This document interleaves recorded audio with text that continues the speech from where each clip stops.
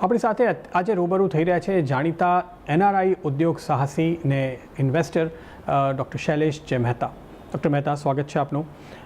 અત્યારે જ્યારે કે આપણે વાઇબ્રન્ટ ગુજરાતની તૈયારીમાં છે તો ખાસી ચર્ચાઓ ચાલી રહી છે એનઆરઆઈઝની, ભારતના પ્રત્યે એમનું જે એક બિઝનેસ ઓપોર્ચ્યુનિટી જોવાનો જે અત્યાર સુધીનો વ્યૂ હતો છેલ્લા 6 મહિનામાં ખાસું બદલાઈ ગયું છે એમ માનવામાં આવે છે. શું કહેવું છે આપનું? આ 6 મહિનામાં ડેફિનેટલી ખાતું બદલાઈ ગયું છે.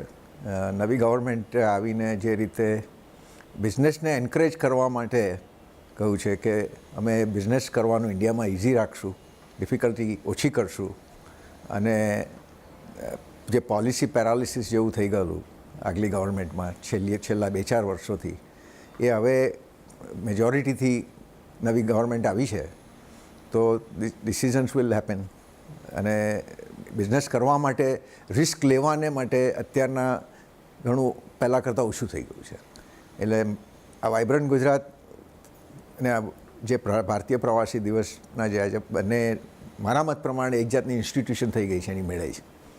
અને એમાં આજે ખૂબ જ એન્થુઝિયાઝમ છે. હું અમેરિકામાં હતો ત્યારે પણ જ્યારે નવી ગવર્મેન્ટ આવી, નવા પ્રાઇમ મિનિસ્ટર આવ્યા, વિઝિટ થઈ અમેરિકાની, તો એક જાતનો ઉત્સાહ છે એનઆરઆઈમાં કે ઇન્ડિયા જવું છે અને હવે ઇન્ડિયામાં બિઝનેસ કરવું ઇઝી પડશે.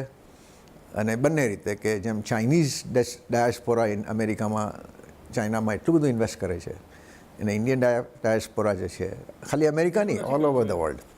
ઇન્ડિયન ડાયસ્પોરા જે તમે કીધું કે જે એનઆરઆઈઝ છે કે પીપલ ઓફ ઇન્ડિયન ઓરિજિન છે, એ લોકો ઇન્ડિયામાં એટલું ઇન્વેસ્ટ નથી કરતા જેટલું ચાઇનીઝ એમના દેશમાં કરે છે.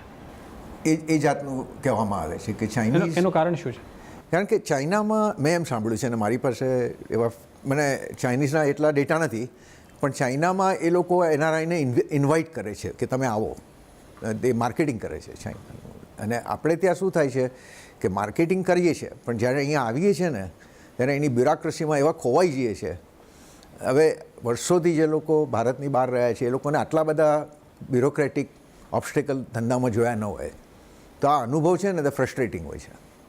એને લીધે શું થાય છે કે કોણે પડી છે, હવે કમાવાનું છે તો બીજે કમાશું. પણ આ નવી ગવર્મેન્ટ જે આપણે ચર્ચાઓ થશે, આ વાઇબ્રન્ટ ગુજરાતમાં ચર્ચાઓ થશે ભારતીય પ્રવાસી, જેમાં આપણી જે મુશ્કેલીઓ છે કે કેવી રીતે બિઝનેસ કરવું ઇઝી કરવું. આજે મારે અમેરિકામાં એક કંપની ખોલવી હોય તો હું ખાલી ઈમેલથી મારી કંપનીનું ટેક્સ આઈડી 48 કલાકમાં લાવી શકું છું. અને ત્યાં આગળ સિસ્ટમ એવી છે કે બિઝનેસ કરો, અમે તમને તમારો વિશ્વાસ કરીએ છીએ. અહીંયા મને એવું લાગે છે કે તમે પહેલાં મને પ્રૂવ કરો કે તમે બિઝનેસ કરવા માટે તમારો વિશ્વાસ થાય કે નહીં. બધા જ પહેલેથી ગુનેગાર છે ને પછી તમે ઇનોસન્ટ છો એ તમારે પ્રૂવ કરવાનું છે. એને લીધે જરાક ફ્રસ્ટ્રેશન આવે છે. પણ આ હું બહુ જ ઓપ્ટિમિસ્ટિક છું કે આજે જે રીતે આપણે આ પ્રવાસી દિવસ કરીએ છીએ, વાઇબ્રન્ટ ગુજરાત કરીએ છીએ, ત્યાં બધા સેશન્સ થશે, સવાલ જવાબ થશે, તો આના ડેફિનેટલી ફાયદા તો છે જ. તો પણ આટલા ગયા કેટલાક વર્ષોમાં આપણે જોયું કે જેટલું રોકાણ આખા ઇન્ડિયામાં નથી થયું એના કરતાં વધારે આપણને, એટલે બીજા રાજ્યો કરતાં વધારે આપણને ગુજરાતમાં રોકાણ થતાં જોવા મળ્યું છે. એનું તમે શું કારણ જુઓ છો? ગુજરાતની અંદર મારો પોતાનો અનુભવ છે, કારણ કે મેં પોતે એક જોઈન્ટ વેન્ચર કરેલું છે ગુજરાતમાં એસ્ટાબ્લિશ થયેલી. જો કે કંપની ઇઝરાયલની છે પણ ગુજરાતમાં એ લોકોનું ઇન્ડિયન હેડક્વાર્ટર છે. એ ગુજરાતની અંદર અમારો અનુભવ બહુ જ પોઝિટિવ છે કે કંઈ પણ વસ્તુ હોય તો એમાં પેપર વર્ક બી ફાસ્ટ મૂવ થાય છે, અને ગવર્મેન્ટ અને bureaucracy is want to help you. A attitude is the number 1 point.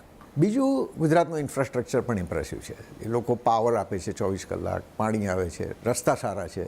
આજે કોઈ પણ બિઝનેસ કરવું હોય તો ઇન્ફ્રાસ્ટ્રક્ચરની એટલી જરૂર છે, નહીંતર બિઝનેસની અંદર માર્જિનમાં માર પડે. તો આ વખતે એક એવું લાગે છે થોડુંક એપ્રોચ બદલાઈ રહ્યું છે કે વાઇબ્રન્ટ ગુજરાત સાથે એક વાઇબ્રન્ટ ઇન્ડિયાની થીમની શરૂઆત થઈ રહી છે પ્રવાસી ભારતીય દિવસમાં, કે વાઇબ્રન્ટ ગુજરાતમાં બીજા સ્ટેટ્સને પણ બોલાવવામાં આવ્યું છે, એમની પણ ચર્ચાઓ થઈ રહી છે. તો આ તમને લાગે છે કે આ જે ગુજરાત મોડલ છે, મોદી સાહેબ હવે દિલ્હી પહોંચી ગયા તો એ આખા દેશમાં એને રેપ્લિકેટ કરવા માંગે છે? જી, મોદી સાહેબે ગુજરાત મોડેલ ડેવલપ કર્યું, હવે બીજા સ્ટેટ જુએ છે રિઝલ્ટ. આજે દિલ્હીમાં મોદી સાહેબ હોય કે ન હોય, પણ અમુક સ્ટેટને હવે આપણે શું કહીએ કે ઊંઘમાંથી ઉઠી ગયા છે કે જો આપણે આ ગુજરાત મોડેલ જેવું આપણું પોતાનું, એ લોકોને એમના એન્વાયરમેન્ટ પ્રમાણે એ લોકોને એડાપ્ટ કરવું પડશે. પણ જો આપણે આપણું સ્ટેટ કમ્પેરેટિવ નહીં બનાવીએ તો આપણું સ્ટેટ પાછળ પડી જશે ઇન્વેસ્ટમેન્ટ એટ્રેક્ટ કરવામાં, અને જો પાછળ પડી જશે તો આપણે આપણા સિટીઝન ઓફ ધ સ્ટેટને જોબ્સ ઓપોર્ચ્યુનિટીઝ બધે પાછળ પડશું. એટલે હવે શું થઈ ગયું છે કે હું જે ઓબ્ઝર્વ કરું છું કે મહારાષ્ટ્રમાં નવું એડમિનિસ્ટ્રેશન આવ્યું છે, પણ એ લોકોનું પહેલું એ છે કે હવે આપણે મહારાષ્ટ્રમાં કેવી રીતે ઇન્વેસ્ટમેન્ટ એટ્રેક્ટ કરવું એ પ્રાયોરિટી થઈ ગઈ છે. બેંગાલમાં ઇવન મમતાજી બોલે છે કે હવે Bengal is an interesting place to do business.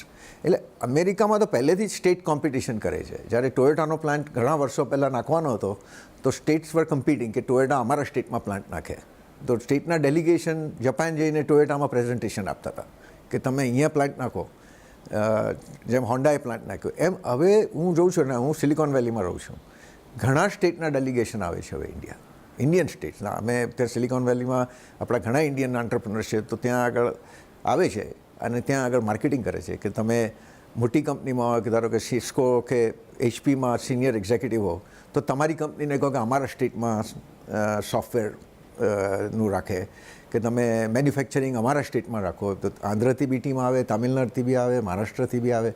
એટલે આ બહુ સારી વસ્તુ છે.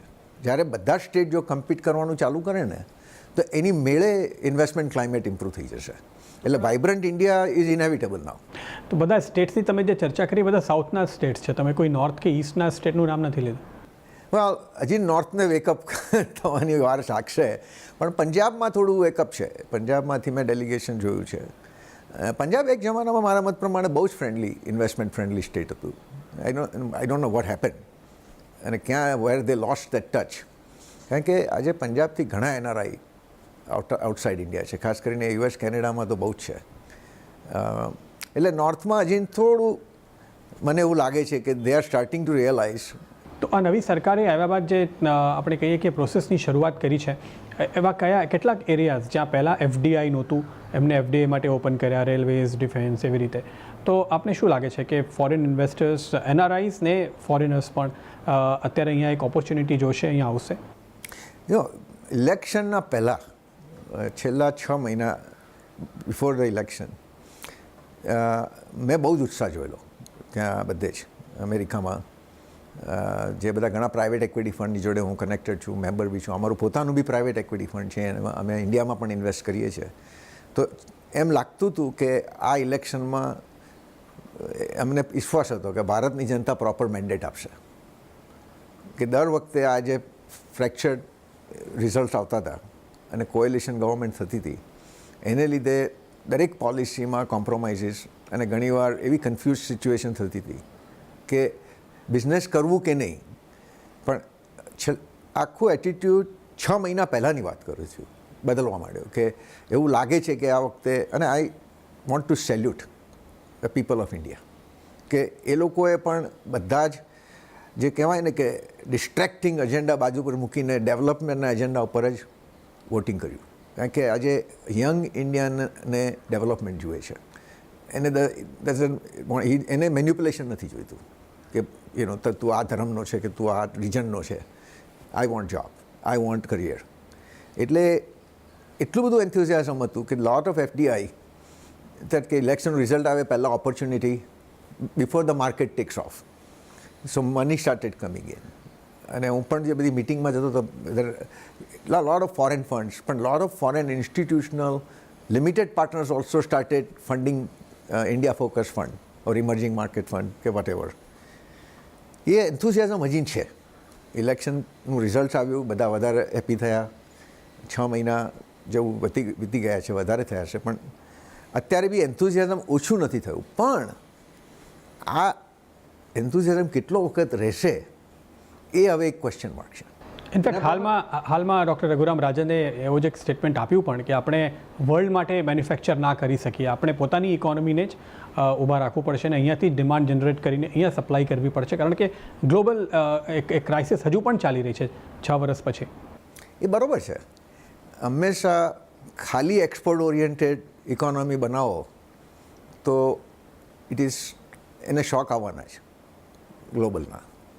શું તમારી ઇકોનોમી બેલેન્સ હોવી જોઈએ. એવું કંઈ નથી કે બધું જ ડોમેસ્ટિક બી બનાવવું. એકલી domestic focus economy in global world is not good. Only export oriented economy is not. પણ અત્યારે અહીંયા તો મને લાગે છે કે પ્રોબ્લેમ જુદા જ છે. તમે જુઓ કે આપણે જે ડેટા બહાર આવે છે IIP ને એવા, એમાં શું જોઈએ કે કન્ઝ્યુમર ગુડ્સમાં નેગેટિવ ગ્રોથ ચાલે છે, પણ તમે બહાર જઈને જુઓ કે લોકો નથી લેતા કન્ઝ્યુમર ગુડ્સ, લે છે, ગ્રોથ વધે છે, પણ આ આખું ઇમ્પોર્ટેડ છે. એટલે અમુક જે ઇલેક્ટ્રોનિક્સ છે, મોબાઈલ ફોન્સ છે, એમાં આપણે ઊભા નથી થઈ શક્યા. એનું શું કારણ છે? હું તમને એક સિમ્પલ થિયોરેટિકલ દાખલો આપું, કારણ કે આ બેઝડ ઓન ફેક્ટ, પણ જ્યારે બધી ફેક્ટ તૂટેલી હોય ને એટલે એના પરથી આપણે એક હાઇપોથેસિસ કરવી પડે. કારણ કે તમે IITN છો, તમે ઇન્વેસ્ટર છો, એટલે તમે સરખી રીતે સમજો છો. સમજો કે હવે એપલને તમે કહો કે તું અહીંયા ફોન બન, આપણે નોકિયાવાળા ફેક્ટરી બંધ કરી જુઓ. એક દાખલો તમે જુઓ કે નોકિયાએ ફેક્ટરી નાખી, ક્વોલિટી ફોન બનાવતા, લાર્જેસ્ટ ફેક્ટરી હતી એની દુનિયામાં. કેવા કારણોસર આપણે એ ફેક્ટરી બંધ કરી? તમે વિચાર કરો. હવે જો તમે એ રીતે ટ્રીટ કરો, શું મોટામાં મોટી ડિફિકલ્ટી છે ને, ડિરેક્ટર ઓફ ટેક્સેશન વડેવર એક્રોનેમ છે, સમ DCC, ડિરેક્ટ ટેક્સ વડેવર, CBEC ને CBDT, એ લોકો જે બી પોલિસી છે એ ક્લિયર કે મરજીમાં આવે તારે કે તમે આટલા ટેક્સ ઓન કરો છો, અને કેટલાક કેસ કોર્ટમાં લઈ જાય છે અને કેટલા હારે છે, છતાં પણ એટલે આ પોલિસી હોય તો પહેલાં અહીંયા આવીને ઇન્વેસ્ટમેન્ટ કરીને કેપિટલ મૂકતા ડર લાગે. એમેઝોનવાળા અહીંયા 1 બિલિયન 2 બિલિયનની વાત કરી છે, પણ એને ત્યાં આગળ એના પબ્લિકના SECના સ્ટેટમેન્ટમાં ડિસ્ક્લોઝ કરવું પડ્યું કે અમારે આ ઝીરો બી થઈ જાય. કારણ કે અમેરિકામાં જો એ અહીંયા ઇન્વેસ્ટમેન્ટ કરે અને અહીંના કોઈ કારણસર એ ઇન્વેસ્ટમેન્ટ ઇલીગલ ગણવામાં આવે કે અહીંની પોલિસી બદલાય કે કંઈ બી થાય તો એને રાઇટ ઓફ લેવો પડે. એ રાઇટ ઓફ લે અમેરિકાના શેર હોલ્ડર્સ એને શું કરે કે તને આ કોણે કરવાનું કહ્યું હતું? એટલે to protect himself from legal suit in US એને SECમાં ડિસ્ક્લોઝ કરી નાખ્યું કે ભાઈ આ ઇન્વેસ્ટમેન્ટ ઇન્ડિયામાં કર્યું છે પણ સ્પેક્યુલેટિવ છે.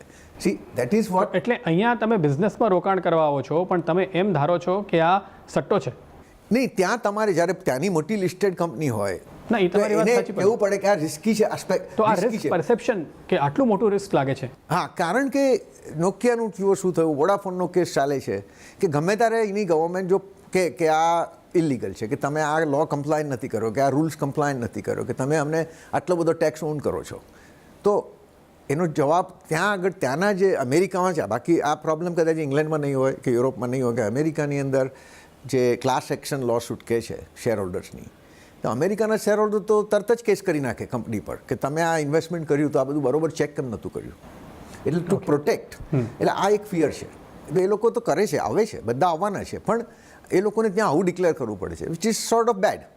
એટલે તમારે જો અહીંયા મેક ઇટ ઇન્ડિયા કરવું હોય તો પહેલાં તમારી ટેક્સ પોલિસી ક્લિયર કરી નાખો કે ભાઈ તમે ઇન્ટેલેક્ચ્યુઅલ પ્રોપર્ટી પર ટેક્સ, આ ટ્રાન્સફર પ્રાઇસિંગ જે બી હોય ક્લિયર કરો, વેગ નહીં રાખો. બીજું કે this whole concept of retrospective tax is confusing. You clear it કે અમે ચાર્જ કરવાના છે. શું માણસ એ પ્રમાણે ધંધામાં રિસ્ક લે? માણસ ધંધો કરવા આવે છે, કમાવા માટે આવે છે, ગુમાવવા માટે નથી આવતો. એટલે તમારે એ રીતે ના ચાલે કે અહીં આવીને ગુમાવીને પાછા જાઓ, તો કેટલા વખત ચાલશે? અચ્છા, બીજું શું છે કે આજે હું સમજો કે એક આઈફોનનો એક મોબાઈલ ફોનનો પ્લાન્ટ નાખું, કેટલા પાર્ટ્સ હોય અંદર? એક જ જગ્યાએથી બધા પાર્ટ્સ ના આવે. કદાચિત મારો સ્ક્રીન જાપાનથી આવે, મારું સેમિકન્ડક્ટર ચિપ તાઇવાનથી આવે, મારી એસેમ્બલી ઇન્ડિયામાં થાય, મારા સ્ક્રૂ ક્યાંક બીજેથી આવતા હોય. હવે જો મને ઇન્ફ્રાસ્ટ્રક્ચર ન હોય અને બધા જ પાર્ટ ટાઈમસર ના આવે તો મારું પ્રોડક્શન અટકી જાય. એટલે કહેવું ઇઝી છે કે મેક ઇટ ઇન ઇન્ડિયા, પણ મારે જો બધા જ પાર્ટની એક્સેસ ઇન્વેન્ટરી રાખવી પડે, ગમે ત્યારે ટ્રકની સ્ટ્રાઇક થઈ જાય તો મારા પાર્ટ સામેની પ્રોડક્શન બંધ થઈ જાય. એટલે જ આપણે સર્વિસીસમાં વધારે સક્સેસફુલ ગયા છીએ. તો તમે જેમ કીધું કે મેન્યુફેક્ચરિંગ થોડુંક ડિફિકલ્ટ છે આપણી માટે, સર્વિસીસ કે કોઈ પણ સોફ્ટ સેક્ટર આપણી માટે વધારે કન્વિનિયન્ટ હોય. તમે જ્યારે ઇન્વેસ્ટ કરો છો ઇન્ડિયામાં તો તમારો ઇન્વેસ્ટમેન્ટ મેઇનલી ટેકનોલોજી, IT એવી જ કંપનીઝમાં છે? અમારા મોસ્ટ ઓફ ધ ઇન્વેસ્ટમેન્ટ અમે જે ઇન્ડિયામાં કર્યા છે ને એને તમે બે કેટેગરીમાં મૂકી શકો. એક કેટેગરી છે જે focus on Indian company on Indian consumer. એમાં અમે જનરલી ફાઇનાન્શિયલ સર્વિસીસ પણ મોસ્ટલી સર્વિસીસમાં છીએ. અને અમારો સેકન્ડ સેટ ઓફ ઇન્વેસ્ટમેન્ટ છે is in the alternate technology, education, like electronic waste management, education. Again somewhat more emphasis on the servicing side. Pure hardcore મેન્યુફેક્ચરિંગમાં અમારું કોઈ જ ઇન્વેસ્ટમેન્ટ નથી. તો એટલે તમે પાવર કે ઇન્ફ્રાસ્ટ્રક્ચર, તમે જે કીધું કે ઇન્ફ્રાસ્ટ્રક્ચર જોઈએ પણ તમને એમાં રોકાણ નથી કરવું. કારણ કે બિલ પેમેન્ટ ટાઈમ પર થતું જ નથી. ગવર્મેન્ટના પેમેન્ટ ટાઈમસર આવે નહીં. તમે જાણો છો ને હું જાણું છું કે પેમેન્ટ પાસ કરાવવો તો એક પ્રોસેસ છે. માલની સર્વિસ લેવા જાય પછી પણ પેમેન્ટ આવે નહીં. સ્ટેટ ગવર્મેન્ટ તો આમાં નોટોરિયસ છે. એમાં જો ગવર્મેન્ટ બદલાઈ ગઈ તો હવે ઓર પ્રોબ્લેમ 6 મહિના સુધી પણ ઘણી વાર 3 વર્ષ સુધી પૈસા નથી આવતા પેમેન્ટ. એટલે અમે એઝ એન ઇન્વેસ્ટર અમને ના પોસાય, કારણ કે જે માર્જિનલ બધું ધોવાઈ જાય વ્યાજમાં.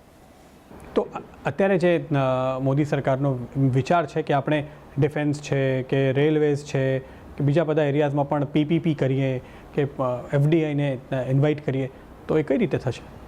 સી, આઈડિયા સારો છે, એમાં કોઈ ડાઉટ નથી, અને ફોરેનવાળા ફરી રિસ્ક લેશે બી ખરા, એમાં પણ ડાઉટ નથી. પણ આમાં મોદી સરકારે કીધું છે કે હું આની મોનિટરિંગ કરીશ, કે હું એવી બ્યુરોક્રસી કરીશ કે ક્યાંય બી કંઈ પ્રોબ્લેમ આવે તો અમે એનું નિરાકરણ લાવશું. હું પોતે માનું છું કે આમાં એમનો હેતુ કરેક્ટ છે, એમાં કોઈ ડાઉટ નથી કે they really want to do it. મને ડાઉટ છે વચ્ચેના માણસોનો કે do they really want to do it. If they are ready, things will flow.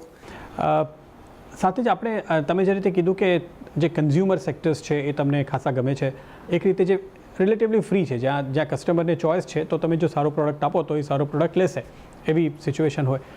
અત્યારે આપણે કહીએ કે સારામાં સારું એવું સેક્ટર, એવો એરિયા તમને કયું દેખાય છે જ્યાં મોટી ઓપોર્ચ્યુનિટી જુઓ છો તમે એન્ટરપ્રેન્યોર્સ માટે, ઇન્વેસ્ટર માટે? સી, હું જોઉં છું યંગ ઇન્ડિયા. યંગ ઇન્ડિયાની બાઇંગ હેબિટ, યંગ ઇન્ડિયાની consumption habit is very different, અને યંગ ઇન્ડિયાની value system is very different. અને એ લોકોને જોઈને હું એ લાઈફસ્ટાઈલમાં ઇન્વેસ્ટમેન્ટ કરવા માગું છું. લાઈક કે ઈ કોમર્સ છે કે young India wants to succeed. They are like becoming a global young, okay, અને they want to prove globally, and they want to enjoy the life the way global youth enjoys. So they are little less savings oriented and more consumption oriented. But at the same time, they are not scared. એ લોકોમાંથી જે fear હોય ને કે જો કાલે ખરાબ સમય આવશે તો હું કેવી રીતે કરીશ, એ લોકોના મગજમાં એમ જ છે કે if I am ready and I am ready to take risk, મને ખરાબ સમયનો ટાઈમ નથી, અત્યારનો સારો સમય છે એ જ માનીને હું રહેવા માગું છું. એટલે માય બિલીફ ઇઝ કે જે યંગ ઇન્ડિયાની લાઈફસ્ટાઈલ છે એનો તમે સ્ટડી કરો, એનું કન્ઝમ્પશન જુઓ, અને ત્યાં આગળ એ લોકોને ઈએમઆઈ પર પ્રોડક્ટ લેવામાં ડર નથી. ઓલ્ડ ઇન્ડિયાને ઈએમઆઈ પર પ્રોડક્ટ લેતા ડર લાગે કે ભાઈ આપણે 50,000નો ફોન, આઈફોન નથી લેવો કારણ કે એટલા પૈસા નથી, આપણે સસ્તાવાળો ચાઇનીઝ લઈએ. પણ યંગ ઇન્ડિયા કે નહીં, મને આઈફોન જ લેવો છે અને હું એનું ઈએમઆઈ ભરવા તૈયાર છું. ખ્યાલ આવ્યો ને હું શું કહું છું? એટલે મારી ઇન્વેસ્ટમેન્ટ ફોકસ છે એ કંપનીઓ એવી છે કે જે આ એરિયામાં પ્રોડક્ટ સર્વિસ ઓફર કરતું હોય. That is wear I go.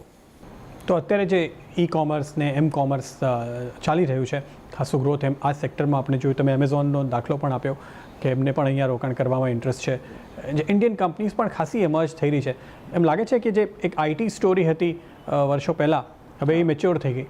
હવે આ એક બીજી ટેકનોલોજીથી લાગતી આ એક ઈ કોમર્સની એક નવી ઓપોર્ચ્યુનિટી છે, આટલી જ મોટી કદાચ? Yes, absolutely yes. See, IT started the revolution, and my hats off to all those first generation of Indian entrepreneurs. They did not come with any family name, and they built mega companies in India, and they created, એ લોકોએ કર્યું કે ભાઈ ઇન્ડિયામાં પણ તમે success થઈ શકો છો અને મોટી કંપની બનાવી શકો છો. એ આખો એટીટ્યૂડની શરૂઆત બધી આઈટી કંપનીઓ કર્યું, જે લોકોએ whether it is Infosys કે બધી પાછળ ઘણી થઈ. એ જ એટીટ્યૂડ હવે આઈટી કંપનીની જે પ્રોડક્ટ છે, ઓનલી મારું ઓબ્ઝર્વેશન એ છે કે એ લોકોએ ટ્રાન્સફોર્મેશન નહીં કર્યું જે કરવું જોઈતું હતું. કે તમે શરૂઆત સર્વિસીસથી કરી, તમે ટ્રાન્સફોર્મેશન પ્રોડક્ટમાં નહીં કર્યું. અને ઇન્ડિયાની અંદર મોબાઈલ સ્માર્ટફોનનું ટ્રાન્સફોર્મેશન બી બહુ રેપિડલી થઈ રહ્યું છે. એટલે અત્યારના આ જો મોમેન્ટમ છે મોબાઈલ કોમર્સમાં અને ઈ કોમર્સમાં, મારા મત પ્રમાણે it will be bigger than what IT ever did for India. હવે આમાં કોઈ વચ્ચે જો પાછું ઓબ્સ્ટેકલ ન નાખે તો સારું, નવું કંઈ એવું કંઈ રૂલ લઈ આવે કે પાછું બધું કન્ફ્યુઝનમાં ન થાય તો સારું. આમાં જેટલું ગવર્મેન્ટ દૂર રહે ને એટલું વધારે સક્સેસ થવાશે. તો ઇનફેક્ટ આપણે જોયું કે ખાસા મોટા સર્વિસ ટેક્સના બિલ એમને ફાળવામાં આવ્યા છે અમુક કંપનીઝને. હાલમાં જ્યારે એક મોટી સેલ ઓર્ગેનાઇઝ કરી હતી એક ઈ કોમર્સ કંપનીએ, તો પછી મિનિસ્ટર્સના એવા સ્ટેટમેન્ટ્સ પણ આવ્યા કે અમે આ સેક્ટર ઉપર ખાસ એને રેગ્યુલેટ કરીશું જે રીતે આ સેલ ને બધું કરવામાં આવી રહ્યું છે. તો તમને લાગે છે કે ગવર્મેન્ટનો એક હેન્ડ્સ ઓફ એપ્રોચ જે તમે જોવા માંગો છો એ રહેશે આ સેક્ટર ઉપર? મારામાં તો એ પ્રિડિક્ટ કરવાની તાકાત નથી, કારણ કે એક બાજુ ગવર્મેન્ટ એટલા બધા ટેક્સીસ નાખેલા છે જાત જાતના, અને પાછા જે સર્વિસ ટેક્સ આખો છે જેની ઇન્કમ ટેક્સ કરતાં વધી ગઈ છે. શું અને ઇન્ડિયામાં બધા પાસે એવી સર્વિસ કે પ્રોડક્ટ નથી કે જેમાં આટલું બધું માર્જિન હોય. ઘણીવાર બિઝનેસમેનનું માર્જિન સર્વિસ ટેક્સ કરતાં ઓછું છે. હું એવી કંપનીમાં ઇન્વોલ્વ છું કે જેનું પોતાનું નેટ માર્જિન સર્વિસ ટેક્સ કરતાં ઓછું છે, અને એ પાછું કંપનીના પ્રોફિટ પર પાછો ટેક્સ આપે છે. તમે જુઓનો ટેક્સ ગણીએ ને આપણે, તો પહેલાં એ સર્વિસીસમાં છે તો એ સર્વિસ કરે છે એના પર ટેક્સ છે. એનું જે સર્વિસ ટેક્સ જે ગ્રોસ માર્જિન છે એ સર્વિસ ટેક્સ કરતાં ઓછું છે. એમાં એ ખર્ચો કાઢીને કમાય છે એના પર ઇન્કમ ટેક્સ છે. એના પેમેન્ટ ગવર્મેન્ટ ટાઈમસર આપતી નથી, એટલે એને ગવર્મેન્ટ બેંકમાંથી બોરો કરવું પડે છે, જે વેરી હાઈ ઇન્ટરેસ્ટ રેટ છે. એટલે એના પર ગવર્મેન્ટનો વર્કિંગ કેપિટલ ટેક્સ છે, અને છેવટે પેમેન્ટ કરવા માટે એના ક્રિએટિવ રસ્તા કાઢવા પડે છે, એ ઇનડિરેક્ટ ટેક્સ છે. એટલે સરવાળે વેપારી કમાતો જ નથી, એ ખાલી ગવર્મેન્ટ માટે મજૂરી જ કરે છે. હવે આનો સોલ્યુશન શું છે મારી પાસે ખબર નથી, કારણ કે ગવર્મેન્ટના ખર્ચા એટલા મોટા છે કે ટેક્સ વગર એ ખર્ચા ચાલે એમ નથી.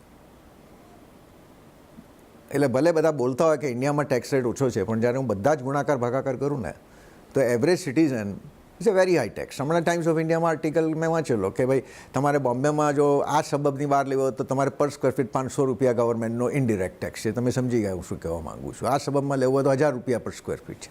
આ સબબમાં લેવો, હવે જો મિડલ ક્લાસ માણસને પર સ્ક્વેર ફીટ 500 રૂપિયા ફ્લેટ લેવા માટે આપવા પડે, જે કોઈ ટેક્સ નથી, વચ્ચેના માણસો ખાય ત્યારે આ બિલ્ડિંગ બને, તો એ ક્યાંથી ઉધાર થાય?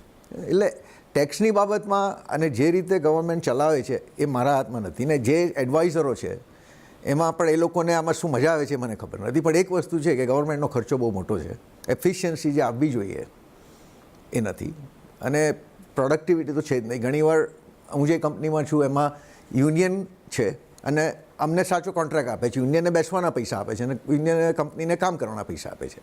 એટલે આ વસ્તુ છે ને બહુ ડિફિકલ્ટ છે મારા મત પ્રમાણે, અને જો આને ડેમોક્રેસીથી સોલ્વ કરવી હોય તો એ વેરી ચેલેન્જિંગ. તો તમે વર્ષો પહેલાં અહીંયાથી ગયા, તમે આઈઆઈટીથી ડિગ્રી લીધી ને પછી તમે બહાર ગયા, ત્યારથી આજ સુધીમાં તમને શું ચેન્જીસ લાગે છે? ઘણા, અને 91 પછી આખું મને બહુ જ ચેન્જ લાગે. પહેલાં તો હું તમને કહું કે quality of life of average Indian is much better today. No matter જે બી કોઈ બોલતા હોય કે આ ગવર્મેન્ટ કે આ ગવર્મેન્ટ, પણ એવરેજ માણસોને હું જોઉં છું તો દે આર લિવિંગ બેટર. બીજું કે સ્ટીલ બિહાઇન્ડ, પણ ઘણું ઇન્ફ્રાસ્ટ્રક્ચર બન્યું છે. એવું નથી કે રોડ્સ નથી બન્યા. એરલાઇન ઇન્ડસ્ટ્રી, આટલી બધી નવી એરલાઇન્સો ચાલુ થઈ. આજે ટિકિટો માટે પહેલાં જેવું નથી કે ટિકિટ મળે નહીં. ટેલિફોન ઇન્ડસ્ટ્રી, ટેલિકોમ સેક્ટરમાં આજે 1 મિનિટમાં ફોન મળે છે. લોકો સામેથી ફોન કરે છે કે ફોન લો. જ્યારે હું આઈઆઈટીમાંથી ગયો હતો તો 12 વર્ષ સુધી ફોન માટે રાહ જોવાની હતી. તમારે એક ફિયાટ ગાડી લેવી હોય તો તમારે લખાવવું પડે ને ડિપોઝિટ પહેલાં આપવી પડે ને તમારો નંબર ક્યારે લાગે એના કોઈ જૂની ફિયાટ નવી ફિયાટ કરતાં મોંઘી વેચાતી હતી. શું યુઝ કાર. આજે કોઈને એવું નથી, તમને સામેથી પેલો કહે છે કે ડિસ્કાઉન્ટ લઈને ગાડી લઈ જાઓ. એટલે ઘણો ફરક છે. Quality of life, availability of goods and services, infrastructure, bottle water મળે છે. હવે હું પહેલાં જ્યારે આવતો હતો ત્યારે મને બહુ ડર લાગે કે હું પહેલાં મેલેરિયાના ઇન્જેક્શન લઈને આવું, આ ઇન્જેક્શન બધા લઈને આવું પહેલાં. હવે હું નથી લેતો, અને મને છેલ્લી હું 15 ટ્રીપમાં મને નથી લાગતું કે હું એકે વાર બીમાર પડ્યો. એટલે ઇવન સ્વચ્છતાની જરૂર છે, પણ general hygiene is also improving. એટલે એ રીતે તો ઘણો ફરક છે, એમાં કોઈ ડાઉટ નથી. તો તમે જે રીતે એક ફોર્ચ્યુન 500 કંપની ઊભી કરી, તમને લાગે છે કે જો આજના દિવસે જે અત્યારે ફ્રેશ આઈઆઈટીયન્સ નીકળે છે એ ઇન્ડિયામાં રહીને એવી એક કંપની ઊભી કરી શકે છે? મને લાગે છે, અત્યારના હું જે રીતે જોઉં છું તો હું ખૂબ જ ઓપ્ટિમિસ્ટિક છું. મને લાગે છે કે કરી શકશે. અને એ પણ હું જે કહું છું કે આખું આ એસેટ લાઇટ સેક્ટર જે હું કહું છું ત્યાંથી આવશે. કારણ કે એસેટ લાઇટ સેક્ટર જે છે ને એમાં મિનિમમ ઇન્ટરફિયરન્સ આવશે ગવર્મેન્ટનો.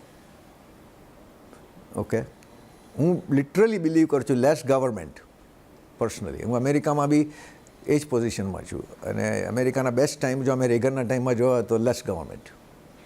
ઓકે, ગવર્મેન્ટ મને પાણી, ડિફેન્સ, ઇન્ફ્રાસ્ટ્રક્ચર આપે ને અને મને ધંધો કરવા દે ને તો ઇન્ડિયાની પ્રજા એવી છે કે દુનિયાને દેખાડી આપે કે કેવી ઇકોનોમી ચાલે છે. જ્યારે મારી જોડે બેસીને કે તમારે આટલી પ્રાઇસ ચાર્જ થાય ને તમારે આટલો પ્રોફિટ લેવાય ને તમારે આટલું કરવા માટે 20 ફોર્મ ભરવા પડે ને એમાં એકની એક વાત, જેટલી વાર મારી યુએસ પાસપોર્ટની કોપી ઇન્ડિયામાં માંગવી છે ને એ મને ન હોય કે આટલી કોપીઓને કરશે શું. જેટલી વાર મારી પેન કાર્ડની કોપી માંગે છે, એવરી લિટલ થિંગ પેન કાર્ડની કોપી લો, પેન કાર્ડ તમારી પાસે આટલા તમે કહો છો અમે આઈટીમાં છો તો એકવાર મારા ડેટા ફાઇલમાં આવી ગયા, why I have to every time give you a piece of paper. તો એટલે પછી તમારે ઇન્ડિયામાં કંપની લગાડવી હોય તો એક આઈટી સોફ્ટવેર કંપની ચાલે નહીં. આજે આખું જે એસેટ લાઇટ જે ઈ કોમર્સ એમ કોમર્સ છે કે જેની અંદર શું છે કે આજે સમજો કે હું રિટેલિંગમાં હોઉં તો હું ફ્લિપકાર્ટ કે સ્નેપડીલ કે એમેઝોનના રિટેલિંગમાં હોઉં તો મારે 100 સ્ટોર ખોલવા કે 200 સ્ટોર ખોલવાનો પ્રોબ્લેમ નથી. પણ જો મારે 100 સ્ટોર ઇન્ડિયામાં ખોલવા હોય તો મારે કેટલી પરમિટ, કેટલું ઇન્ફ્રાસ્ટ્રક્ચર, કેટલા જણના વચ્ચે આવે અપ્રુવલ, ખ્યાલ આવે હું શું કહેવા માગું છું. એટલે મારે સ્કેલ કરવી હોય, જો તમારે ફોર્ચ્યુન 500 હોય તો કંપની સ્કેલ કરવી પડે. તો સ્કેલેબિલિટી માટે if I move away from heavy asset capex તો I can build a big company. કારણ કે જો અહીંયા હેવી કેપેક્સ કરવું હોય, મારે કોઈ પ્લાન્ટ નાખવો હોય કે મારે સ્ટોર બાંધવો હોય કે તો હું કરી ન શકું, કારણ કે એટલી બધી મને અપ્રુવલો જોઈએ, એટલા બધા ડિપાર્ટમેન્ટ વચ્ચે આવે અને દરેક ડિપાર્ટમેન્ટને પોતાની સિસ્ટમ હોય. પાછું એક સિસ્ટમમાં જો એ ફેરફાર કરો તો મારે પાછું સર્ક્યુલર લોજિકમાં પાછું ફરી બધા ડિપાર્ટમેન્ટમાં જવું પડે. જ્યારે હું એસેટ લાઇટ બિઝનેસમાં હોઉં કે જ્યાં મારે સોફ્ટવેરનું પ્લેટફોર્મ થઈ ગયું, પછી મારે કસ્ટમર લાવવા હોય તો હું કહું કે ભાઈ આ પ્રોડક્ટમાં આપણે સેલ કરીએ તો લોકો આવશે. પણ મને તમે કહો કે મને 10,000 નવા રિટેલ કસ્ટમર જોઈએ છે ને એને માટે મને 6 નવા સ્ટોર બાંધવા છે. Can you imagine how long will it take? અને કેટલી પરમિટો લેવી પડે અને કેટલા ડિપાર્ટમેન્ટમાં જવું પડે.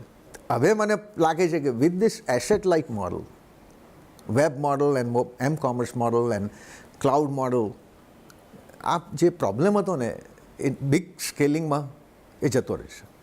એટલે હું બહુ જ ઓપ્ટિમિસ્ટિક છું કે થશે, ફોર્ચ્યુન 500 જેવી કંપનીઓ થશે ખરી. ખૂબ ખૂબ આભાર આપનો ડૉક્ટર મહેતા. Thank you.